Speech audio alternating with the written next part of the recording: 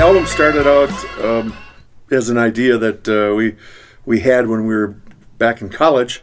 We had done kind of a parody of the album, of the concept and the thoughts of the Rocky Knoll and the different ideas that go along with that. And that was more comical and parody back then. We were trying to do a parody on Tommy, which had just come out. So back in that was then, and this is now. I got together with Mike and thought maybe we should explore the possibilities of developing a story around that, and that's how it began. Tuberculosis, 1927. Different characters. I mean, not really the most fascinating or enlightening subject matter, I would guess, but it is what it is, and it developed that way. I think what's interesting and how it evolved and developed was that there's a story as well as the music. Mike has developed characters, and we've put together a story that is very interesting, I think. And we have the music, that the songs, 14 songs that are about the written story. So it's two concepts going all at one time, not just the album, rock and roll album by a bunch of old farts, but the story, which we hope a lot of people would read too. It'll be available online for free and download, and so. Well, I remember when Keith approached me about going back and doing this, and at first I thought, because originally it was done as total satire, and I realized that if we were going to really do this, because I started to write some of the lyrics, and we didn't really have a foundation on which to base this. So I told Keith, I said, I think we should have a story and then work off of it that way. And Keith agreed, and so I wrote the story. And then we went back, and because I also wrote all the lyrics, we could use both interchangeably. And by doing that, it allowed the whole thing to start to blossom, because we could write the songs about certain aspects of it, and Keith interpreted musically a lot of the songs. So take off your bathrobe and kindly place it on the shelf. The water is ready.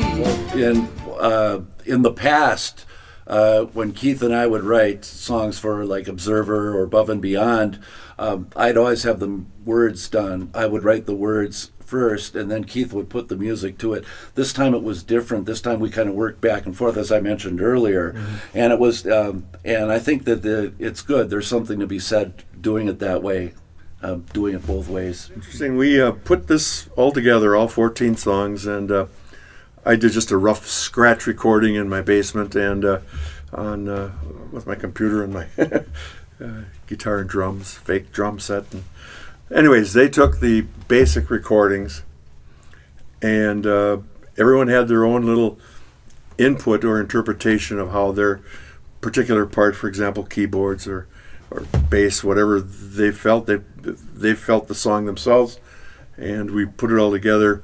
That way, one interesting point was my brother Dwayne, obviously the keyboard player, was in California. He still lives in Los Angeles. So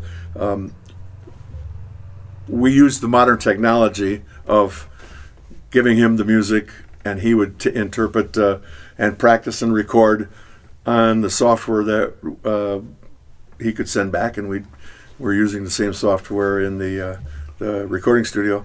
So we could just blend it together, which ended up being using the modern technology. Yeah, digital, as opposed to the analog. The last time we were in the studio, it was all analog, and we'd never been able to do it that way. Yeah, and everyone that played their own parts and interpreted the music their own way just added to the art of performing and creating this music. It was a great, wonderful experience. I enjoyed. Tears in the night, shed a long time ago. Something you didn't know about something he did, and it wasn't right.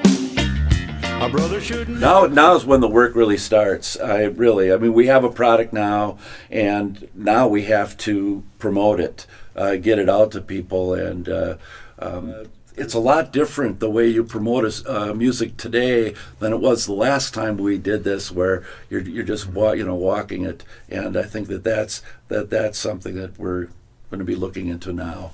Yeah. And we want to support it with gigs too. the night we danced as one.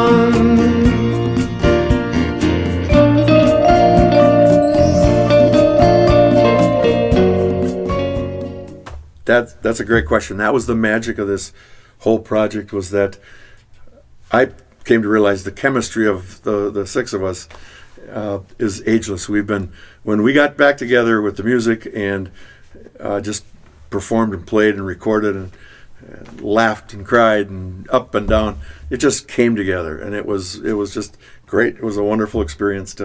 Everyone is not only a loving brother, but a great musician, and just came together so nicely. Yeah, the element of friendship was key, I think. I mean, you can hire and bring in players, which we did. We did bring in some other musicians, but when it comes right down to it, we can work off of each other very well, almost psychic. I mean, in a way, because you can kind of anticipate where we're going with it. But that is important. I think, being the friends, that you can talk to people in a way that not a critical way, but just in a way that we can pull whatever we have. I think each of us brings out the best in everyone else. Trapped between the beating of her soul and piercing words that echo through her mind. Think she may be losing all